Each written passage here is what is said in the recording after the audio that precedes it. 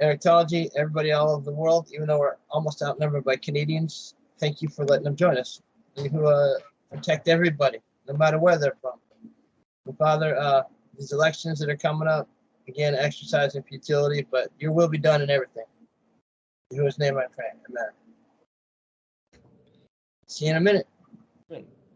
Okay, so I want to say one thing as a prelude into the study.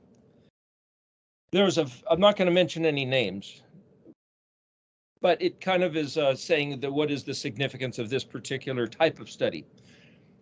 There's a recent video somebody sent me the other day.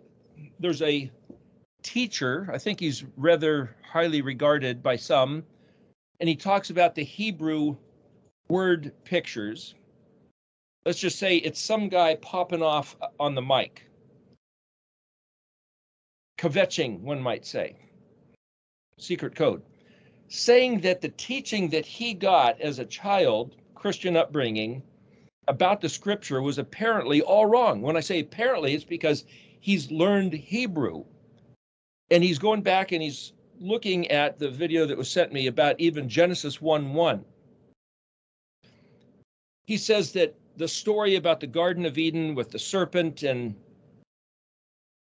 this naked lady eating an apple and getting in big trouble, it's all wrong. It's completely wrong, completely messed up. The English translation, the teachings, and it all goes back to a different way to read the language. He uses as a reference a book, apparently it's called Hebrew for Christians. Now, all I know about the phrase Hebrew for Christians is that there's a certain man who was writing an article in the Levitt newsletter. I believe his name was John Parsons or something. And I read a number of his articles years ago. The telltale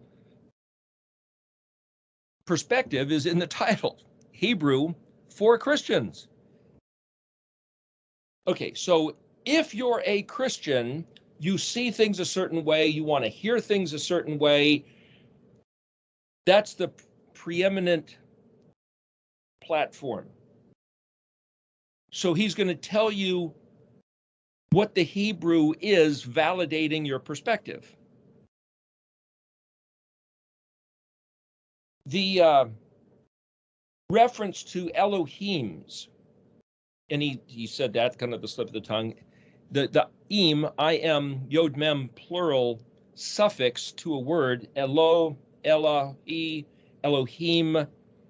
Elohims is to make it plural with an English suffix. So if you have seraphim and seraphims, seraph is the word for the angel, seraphim is plural, seraphims is putting an English plural after the Hebrew plural. He was saying one way to read Genesis 1:1 is that the Elohims were men, mankind, humans, that humans in the beginning, bara, create, aleph, tav, the one word never translated, and he says, it's crazy, the aleph, tav can be comprehended, and then he goes to the Hebrew for Christians book, and he says, the aleph in modern Hebrew, it's got a yod above and a yod below, and then a vav diagonally in the middle, so that's, vav is always man, number 6, sixth letter, separating these two realms that have been created or established. He mentions Tet being a snake, the serpent in the garden, etc. Okay, let's stop right there with that. I'm just saying, one of the last verses that we talked about, I believe it was last week, was Hosea 4:19. And there's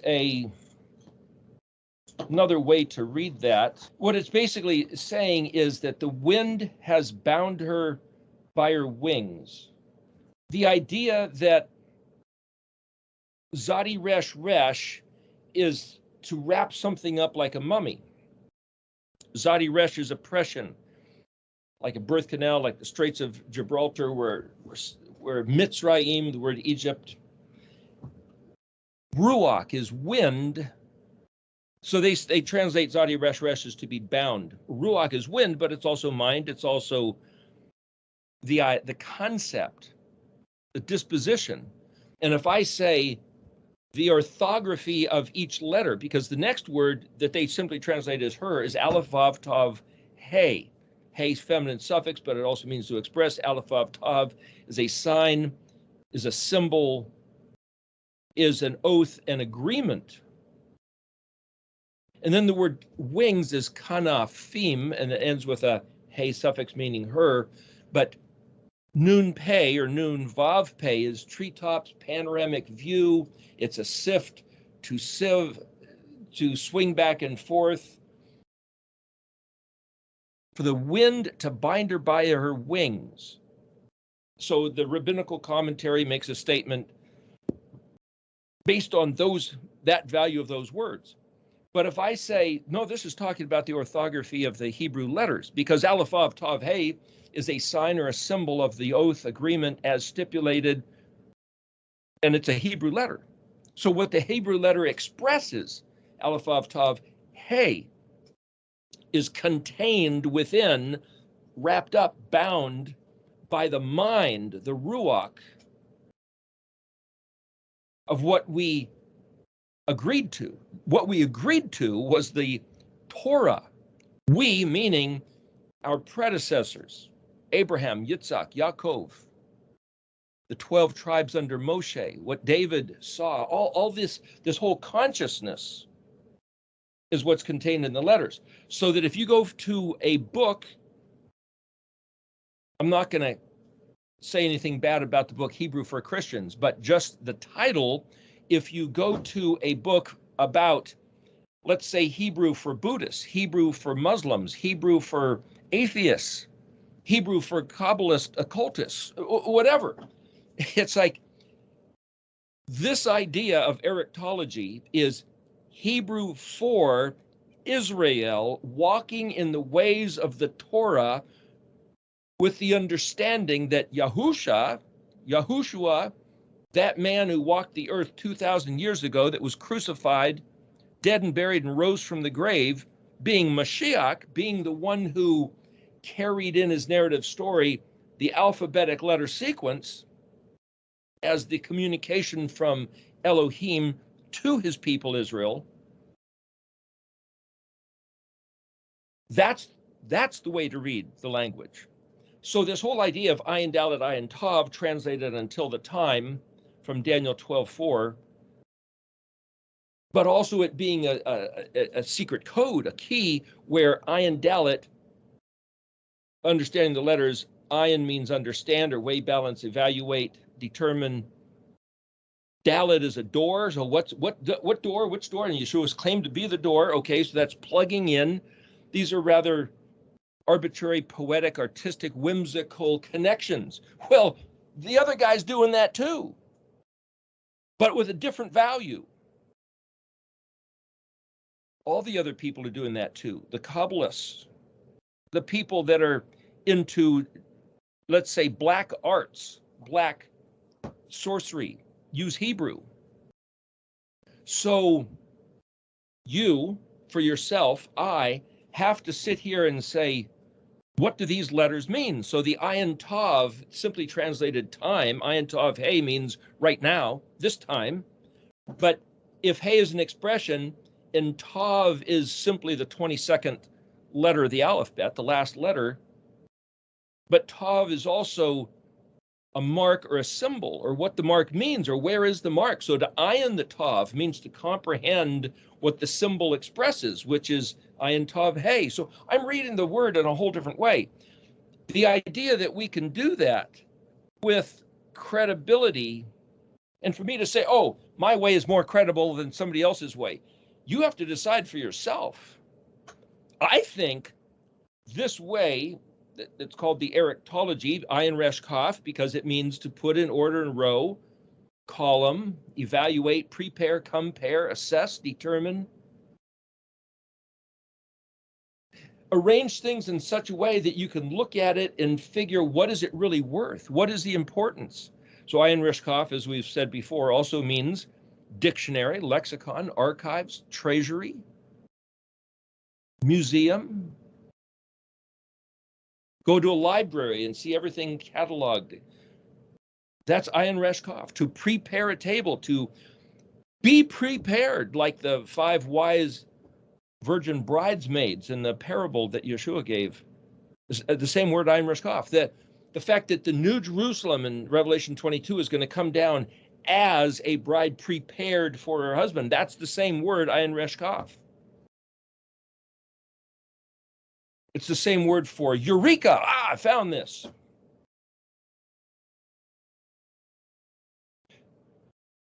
So this fellow who was talking has a different set of, you might say, in the equation, x equals y, x equals something else.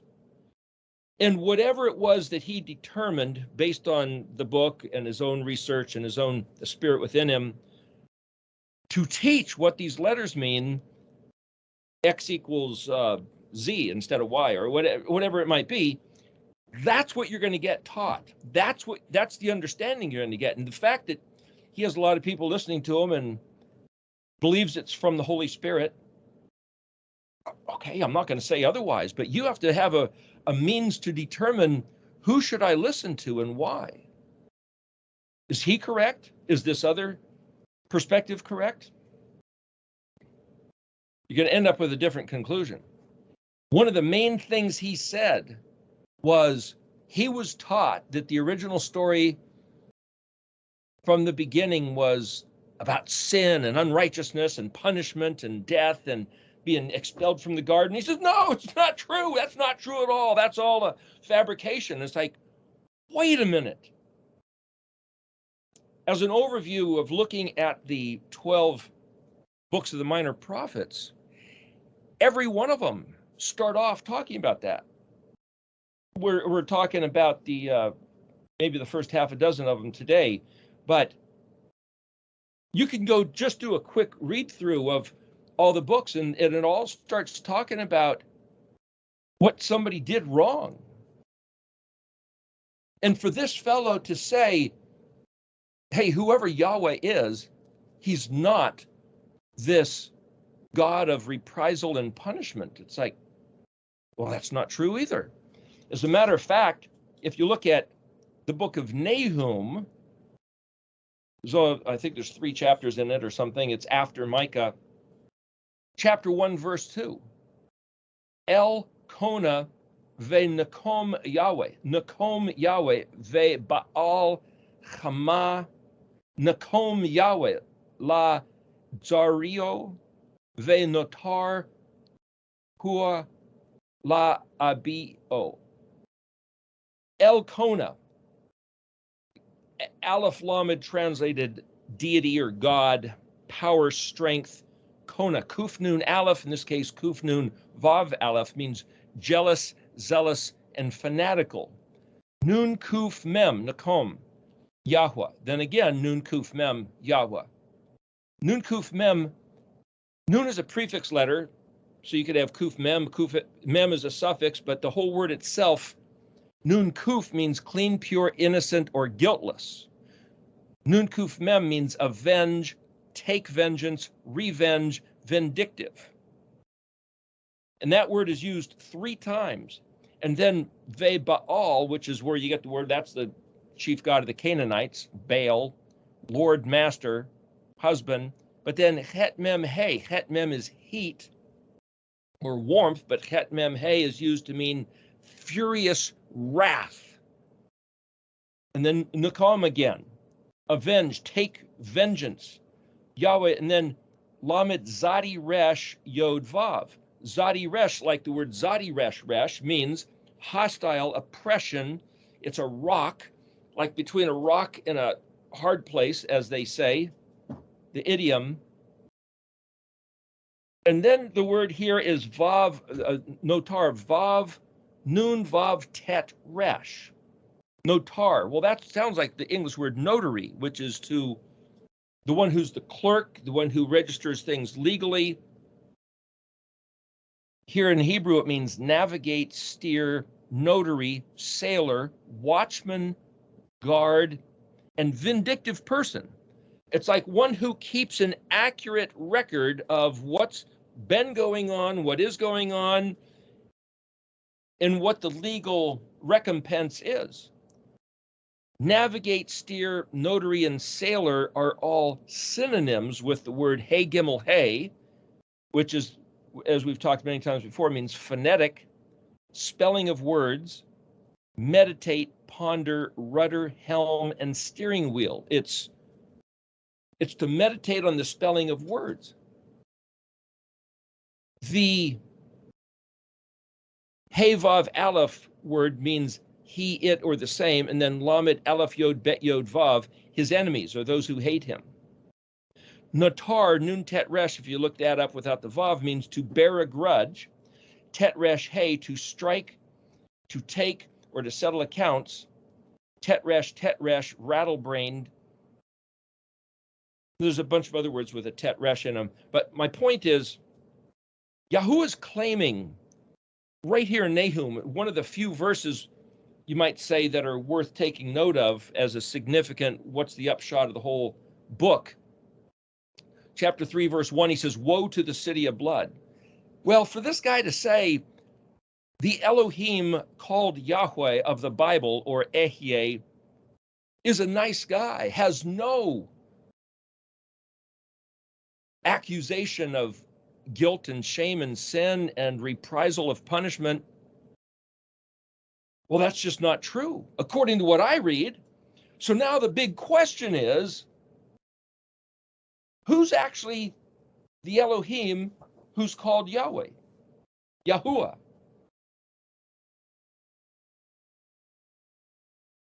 Who is the Christian God? Who is the Hebrew God? Muslim, Buddhist, Hindu. We've talked before, I was talking to somebody earlier in the week about this. It's like, why did the Greeks call the father of their pantheon of deities Zeus? The word Zeus comes from Yod He Vav He, the orthography of the letters. Even the Romans calling Jove, I think it was the same second name of Jupiter, comes from Yod He Vav He. But it's a different character. The story, the legend, the myth, the description of who they are and what they're about. The name might be the same, or linguistical derivation, but how do you know who your deity is? So the concept of what does the word Shem mean? Shem meaning name. Means name, fame, renown. It also means location. So the word Shem is translated at times both the word here and there, and to be placed. Same word Shem. It also is the occupation of your concerns. So we could say, is the Christian God the same, regardless of what you name him, the same as the Hebrew God, or the same as the Jewish God? Well, what's to determine that? Well, the guy who wrote the Bible. Yeah, but here's a guy claiming that the Bible reads completely different than any deity that would have a grievance of his people committing sin. That's not the God of this guy talking that I can see from what he's at least said on this one video.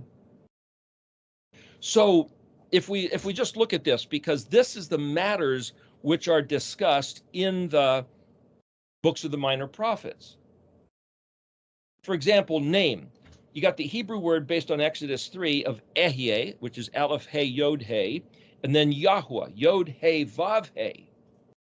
Two different spellings, the verbs He Yod He and He Vav He, both are derivatives of the verb to exist. Aleph first person means I exist, or I cause things to exist.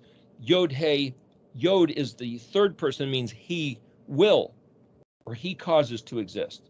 And then you have the word Yahusha, Yod He Vav Shin Ayin, but there's half a dozen different ways that people spell the word for Yeshua, Yahusha.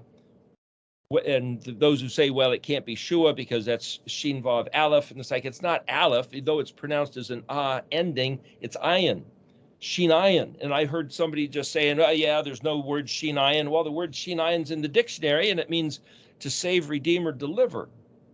So Shasha is to be delightful. Shinayan. So this, I'm just trying to say, this study of the spelling of the Hebrew words based on this Mishkan pattern, based on this perspective of ayin dalet hyphen to ayin tav, means that the story of Yahusha, is the way to lock in the meaning of the letters. And the meaning of the letters is the identity of who is Yeshua. So therefore, if somebody says, Jesus Christ is my God, okay, well, is that any different than Yahweh is my Elohim? Well, who's Jesus? If he leads, teaches by his Holy Spirit, conducts his apostles, prophets, preachers, professors, teachers to annul, cancel, or say is void or no longer appropriate the Torah, then he's not Yahusha. He's Jesus. If Paul, being the apostle of Jesus Christ, makes anybody think that any part of the Torah is done away with, that's not Yeshua. That's my understanding. Actually, I heard somebody the other day in reference of, they were saying, oh, they are a Torah observant. They believe everything in the Bible except their God. Their God would never throw anybody into hell for eternal torment. And if it did turn out that the real deity in charge of such things, like on the last day, Revelation 21, maybe the whole reality of everything is laid out in front of us, and there really is a lake of fire burning forever, and he picks up the devil and throws him into that lake of fire, and you hear the devil screams, and they don't just disappear all at once and he's turned to ash, but he keeps screaming and off into eternity. I had a neighbor a few years ago say, I couldn't love a God like that, and I wouldn't want to spend eternity with him. And if there really is a God that really did make a lake of fire that burns forever, that even he would pitch the devil into, he may as well throw me into, because I wouldn't want to spend eternity with a God like that. And I heard this person say on some video the same words. Though she believed everything else that the Bible has to say, this one thing, oh man, my God wouldn't do that. Are you inventing your own God? Are you guilty of idolatry? The question is, who is Yahuwah? And then there's people all over the internet saying, Yod-Heh Vav-Heh, that's bogus, that's nonsense. It's Aleph Hey Yod-Heh. Well, it was Exodus 3 at the burning bush incident that Aleph, the one who said, tell them Aleph Hey Yod-Heh sent you, he said Yod-Heh Vav-Heh would be as Shem Zakar. The word Zakar means to remember, to recall to mind, to stick in your mind like a thorn in a snag of a piece of clothing or something. And it also means masculine, piercing, penetrating. So anybody who says, oh, that's not a good word, go argue with Moshe and what he wrote regarding Exodus 3. What I'm saying is that there's all kinds of voices about studying Hebrew. And there's all kinds of pet doctrines about what makes for a Messiah, what makes for a disciple, what makes for somebody named Israel, called Israel, who chooses to be his people.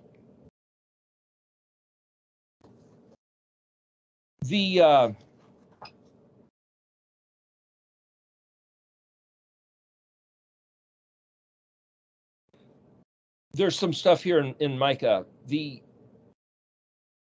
I'm getting ahead of myself, but the point is, Yahweh says that he has a contention, rib, resh yod bet, riba, with his people, with Israel.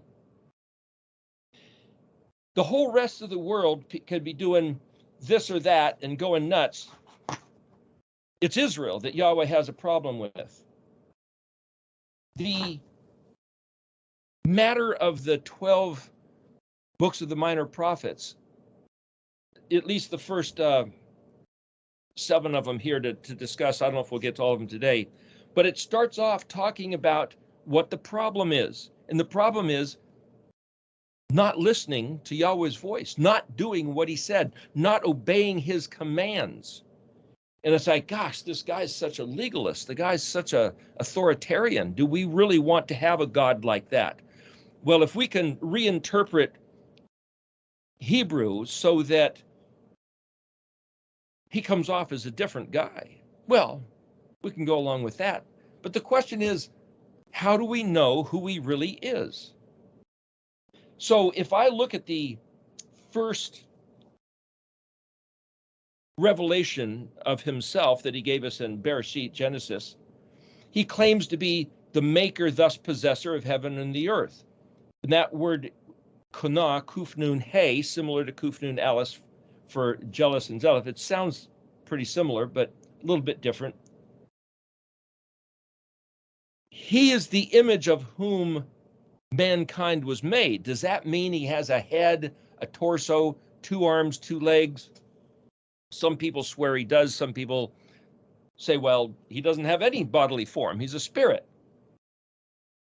That's a whole nother contention. But it's like, I don't think that Ehyeh has to have a bodily form. But then other people say, no, Abraham saw him. That was the Father, Jesus, and the Holy Spirit, those 3 angelic beings that came up and talked to Abraham. It's like, okay, you can believe whatever you want to believe.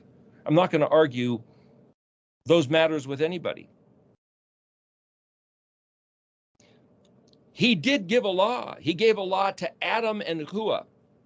You can eat of any of the trees, except for this one. You will tend the garden. So he was telling them what to do. So for somebody to say, my God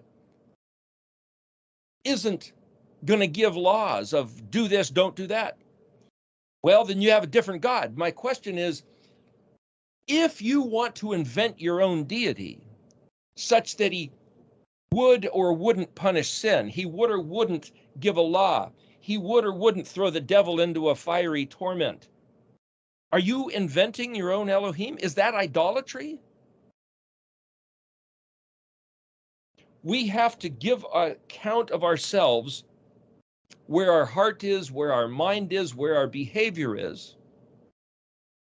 Presently, each moment by moment, each day, but ultimately at the last stand, or so indicates scripture that I read, the word that means to pass in review, that we will give an account to ourselves, is spelled Pei Kuf Dalet, like PQD.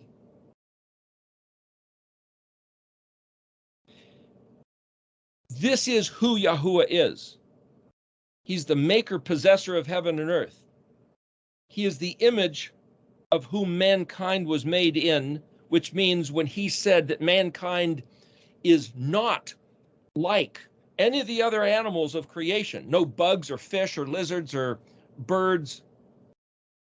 Adam was Bet Dalet, separate, alone, segregated, different than any other creature. So the interesting thing about the scientists who don't believe in Elohim, the scientists who believe in evolution or just believe that, gee, we're all of the same stuff, morphing from one species to another, and humans are just one of the other variations. They have no regard, therefore they have this premise that they have to give no account of themselves, no higher authority. So whether they're right or wrong about anything else, to take on the mind that says everything I do, every set of thoughts that I harbor and dwell upon, I'm going to have to give account for myself. To give account is one thing, and another thing is to say, well, what effect is that having on who I become, or who I am, or my life circumstances? What if we were to believe that everything we thought or everything we did had a ripple effect, had a ramification?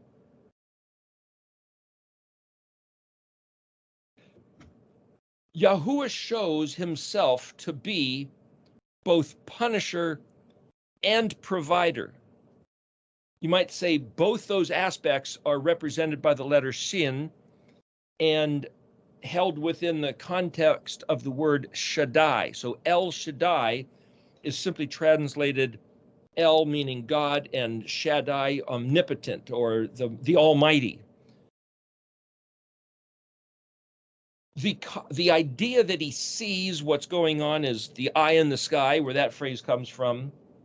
The fact that he can be appealed to by prayer or by heart attitude or sacrificial offerings falls into the realm of religion.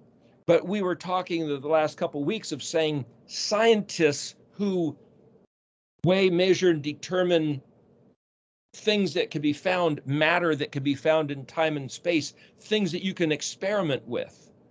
They can't experiment with this other stuff. And the ones that find indications of something else going on, some might throw it into the realm of occult.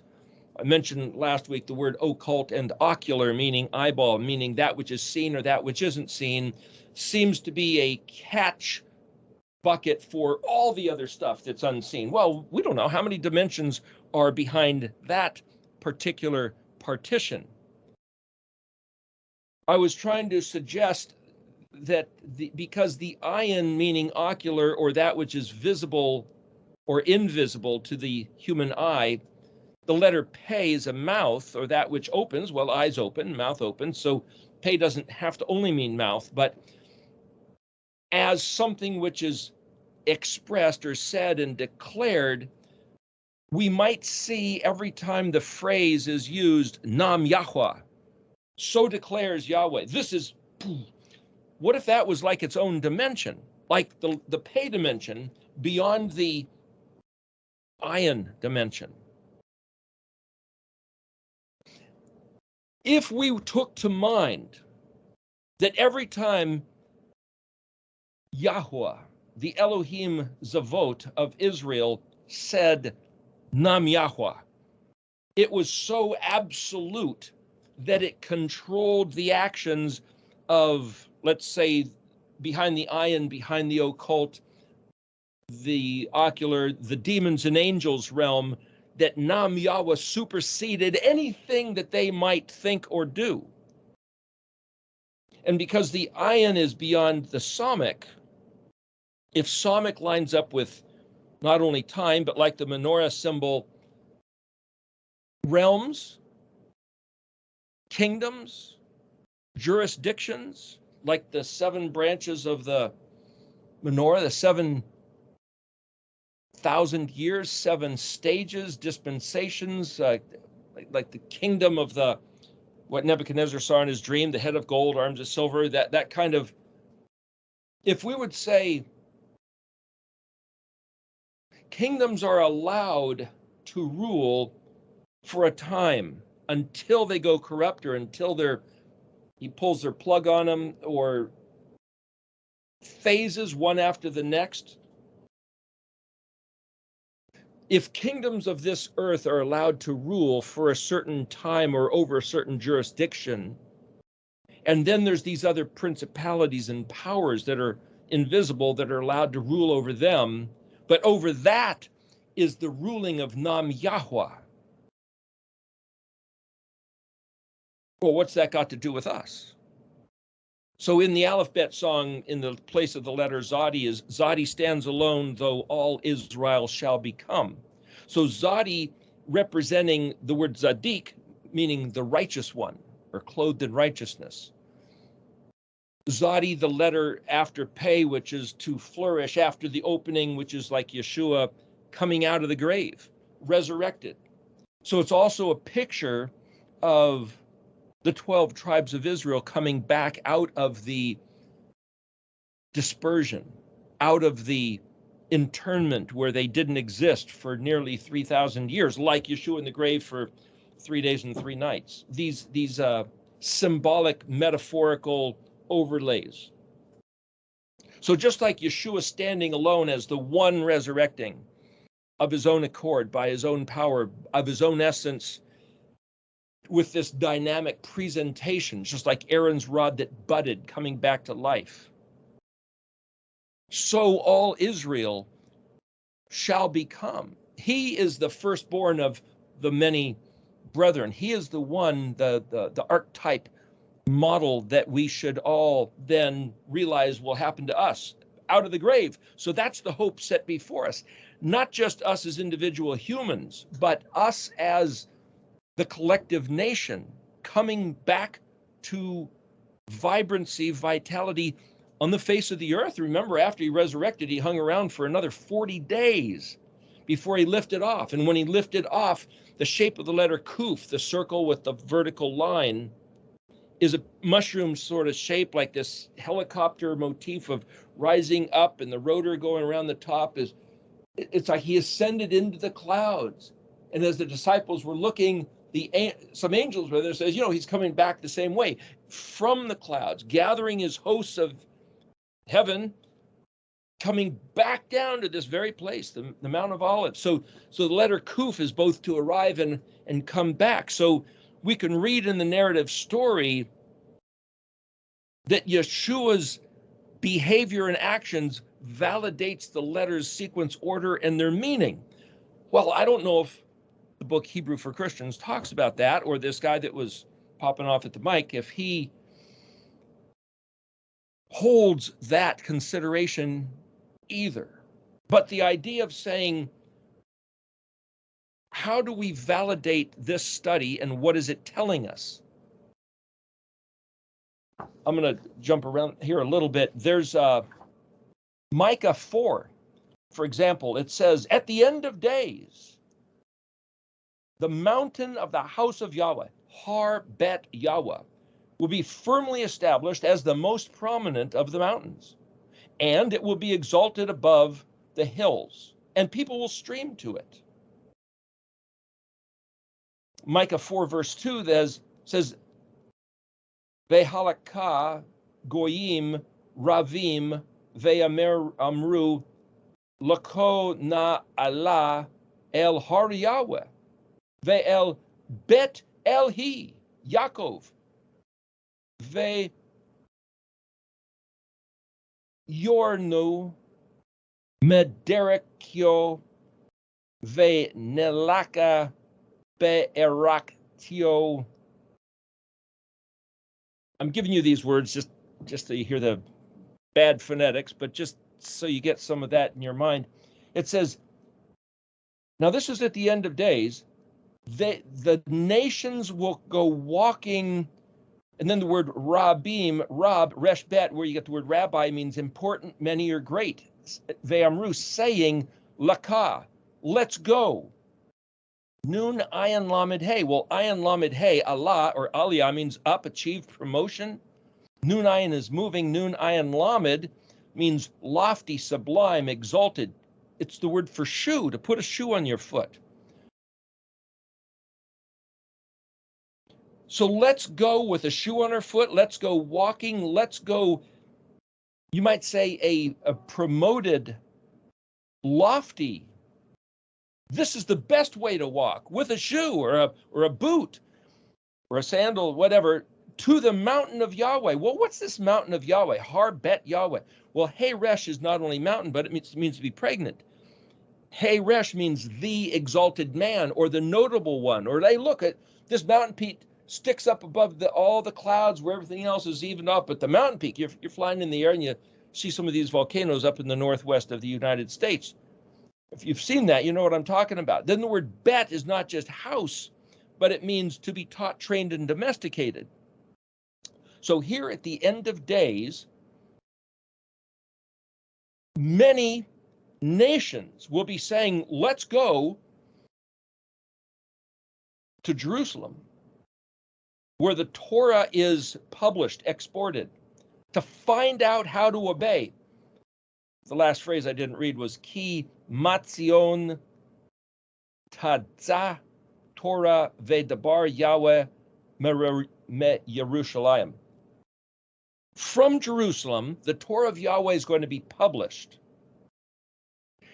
The word arach, aleph, resh, chet, this is bet, aleph, resh, chet, tav, yod, vav, just so you know, prefix, suffix. And again, I'm trying to show you so that if you're looking at the Hebrew, you can figure out how to zero in on the actual word without the prefixes and suffixes throwing you astray. Aleph resh het means travel, journey, path, way, route, way of life, mode, manner, wanderer, and wayfarer. Nun lamed kaf, like hey lamed kaf or tav lamed kaf, means walking. But then here's this word mem dalet resh kaf, yod vav. Well, mem is a prefix, yod vav the suffix, so the root is derek, dalet resh kaf, which is mode, method, or manner, how to bend a bow, led, guided, directed.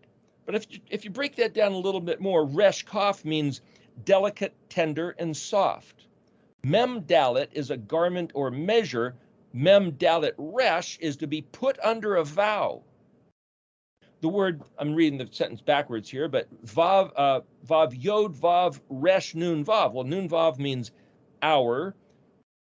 Resh nun is where you get the word rodan or ringing cry, shout of joy. Yod vav resh is the word for to enlighten. So this is enlightening us with this ringing cry, the garment or the measure of how to walk the derek under the vow. Well, no other nation group other than Israel is under a vow. This isn't for all of mankind. It's for Israel. So Har Bet Yahweh is not just the mountain of the house of Yahweh. It's to be with Yahuwah's word as seed within you, being taught, trained, and domesticated of what it means to be his people under a vow and do it successfully. So the question is, this is at the end of days, is this before or after the rapture? It hasn't happened yet, but there's all this talk. I've heard my whole life that the rapture is imminent right before us. Mentioned that last week. So if the rapture is supposed to happen, are we supposed to float up into the sky and be up in the heavenlies for 1,000 years and then come back to this? Is this a future time of people on earth? But the Goyim, there's going to be Goyim nations who aren't his people, yet they'll say, let's learn how to become his people. So when we talk about eschatology, the study of end times, it's the study of the expectation in front of us, the zadi, the kuf that's in front of us now as we're samek ayin pei-ing, motoring around, do justly, love mercy, walk humbly with your Elohim. That's what we're doing, backing up through the Mishkan pattern. Let's go back to the beginning. Choose life. I put before you life and death. Choose life. There's death, Zion. There's the kingdom of heaven, Het. So we choose life. Do we move in to be his people, sealed, his possession in his basket? That's the Tet Yod. So we learn the Torah, the Kaf Lamed, the protocols, the laws, the instructions, the rules of his kingdom. Take them to heart, Mem Nun, to be impregnated with his seed, his DNA. Then Samek Ayin Pei.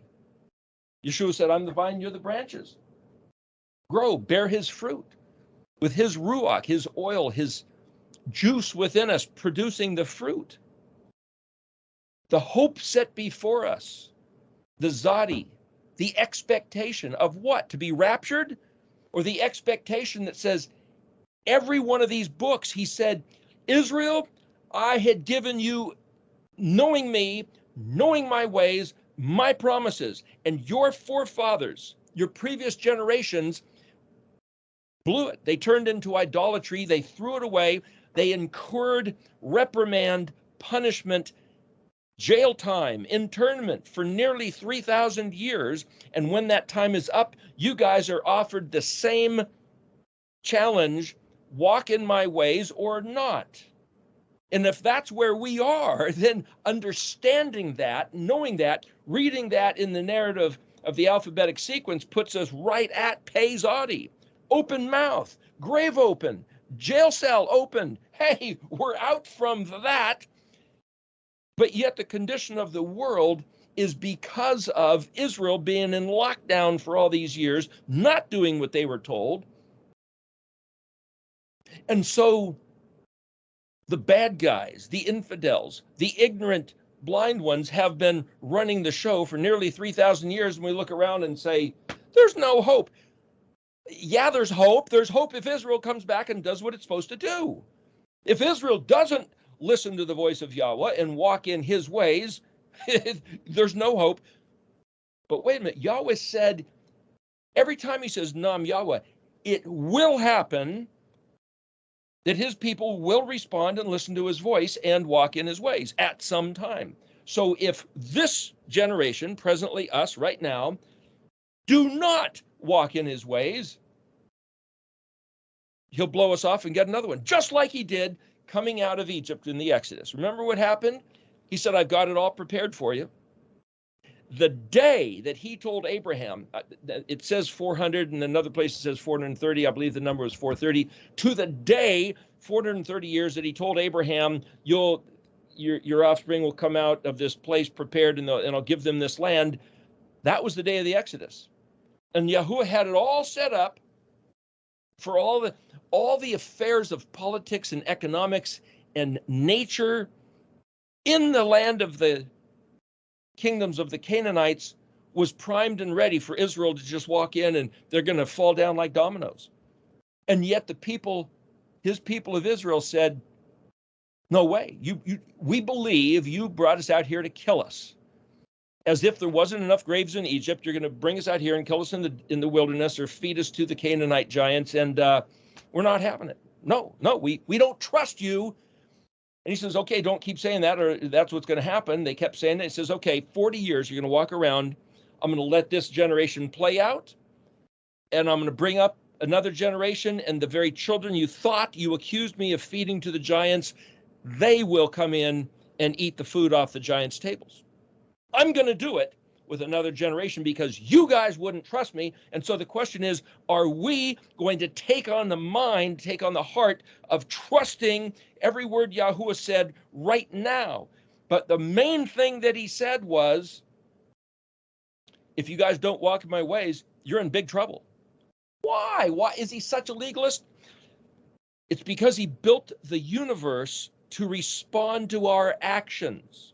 Our thoughts, our heart, our actions, our words as humans. Any preacher that doesn't believe this, any scientist that doesn't believe this, any philosopher, don't listen to him. They haven't got a clue what's going on. He said in the book of Jonah, the last verse, Jonah was all upset. He says, oh, I know you're a merciful Elohim and that you always forgive these stupid, rotten people. I wish the Ninevites would all die. And because they didn't, Yahweh says, do you think I shouldn't have compassion on 120,000 humans that don't know their right hand from their left, besides all the animals? Yahweh accused the Ninevites, a very successful, powerful military, culturally affecting the whole world at that time, and yet he said, they don't know their right hand from their left. Don't you think I should have some compassion on them? Who is this Yahweh? Is he quick to avenge? Very long in avenging, very waiting and patient. But the word revenge, remember that word notar also means to bear a grudge. And he says, I'm not forgetting anything. And he says to Israel, he says, don't you take it upon yourself to take revenge. I'll take care of that. That's my jurisdiction.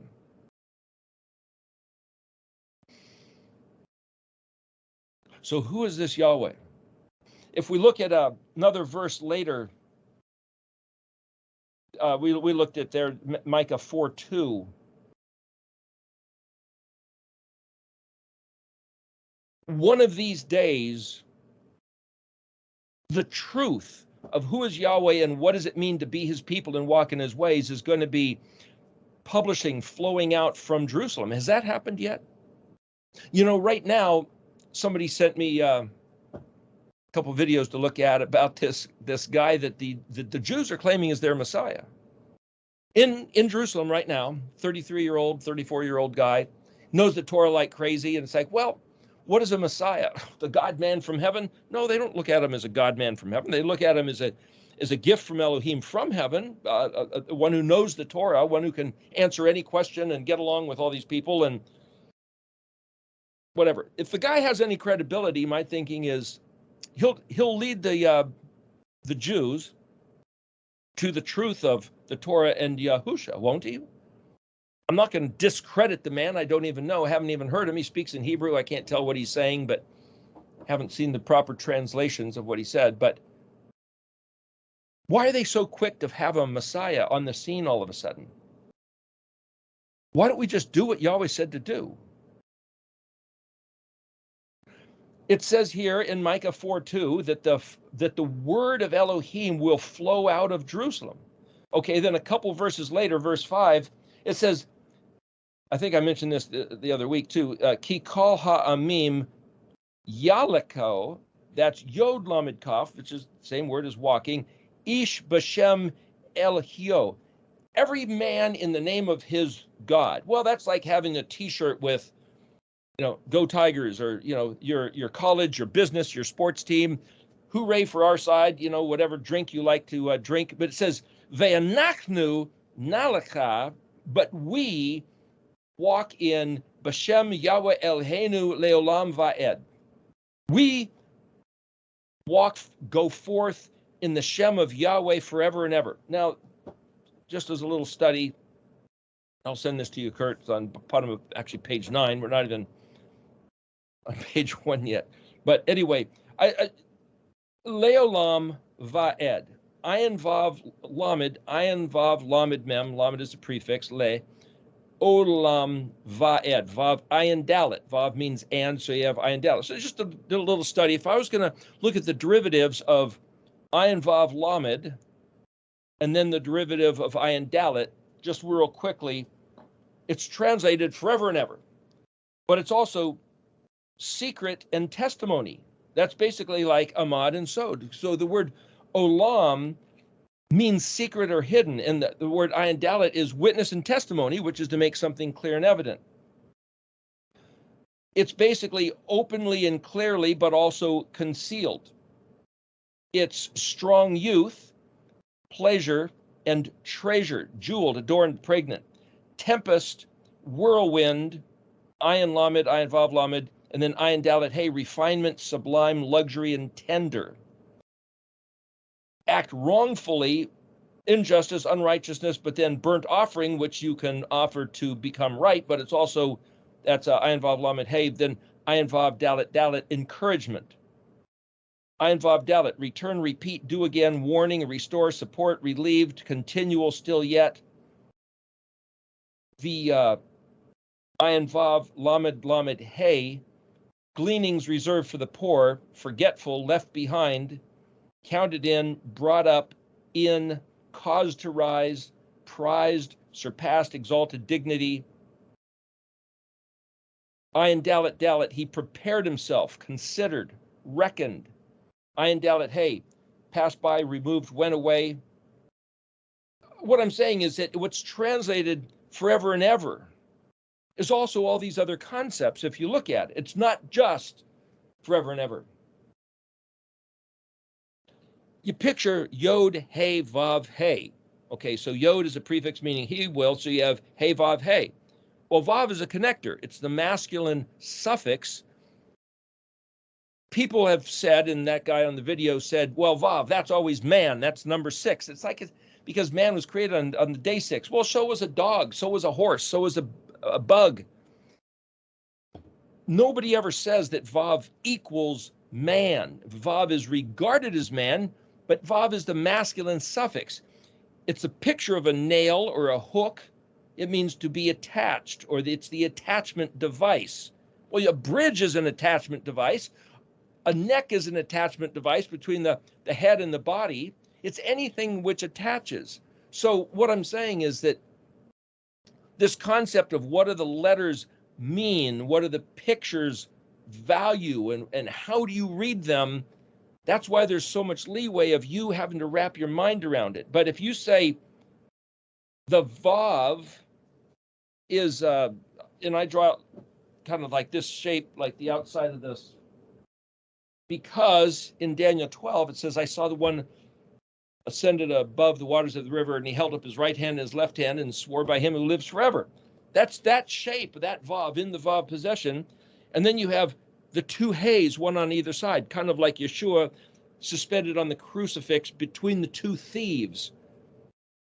The Vav with the statement of truth between the two witnesses, the testifiers. It's also a picture of essentially the transfiguration. Hey Vav Hey. So to be able to see in the name Yod Vav Hey is Yeshua between the two thieves, the transfiguration, the truth with two witnesses, and it says every legal matter shall be validated by the voice of two or more witnesses.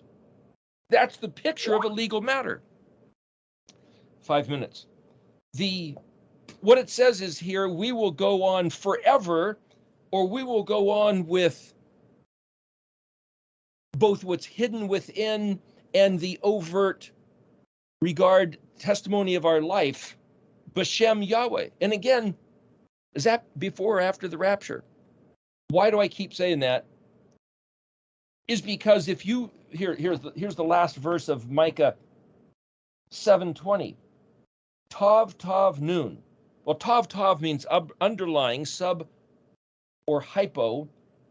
Tav Nun is to teach, like Nun Tav Nun is a give. It's also jackal with teeth. Emet is the next word, La Yaakov, to Jacob. So you can say it was given, the truth is given to Jacob, Chesed to Abraham, who was listening to our fathers in days of old. Another way to read that, there's the last verse of Micah 7. Underlying jackal teeth given to or taught repeatedly. The truth to Jacob also means about the Ayin Kuf Bet is the wake of a ship. It's to detect. It's to supersede and overcome. This is the overcoming of adversity. It doesn't say with kindness or as kindness. It just says the word chesed, het samek dalet. Well, het samek means refuge, and samek dalet is the word for hidden foundation. Het samek dalet, chesed, like in the word leolam chazdo, which would be chesed with a vav suffix. It's basically the truth that Jacob has been promised to overcome at the end. Well, then why do we keep being told there's a rapture where we're all out of here?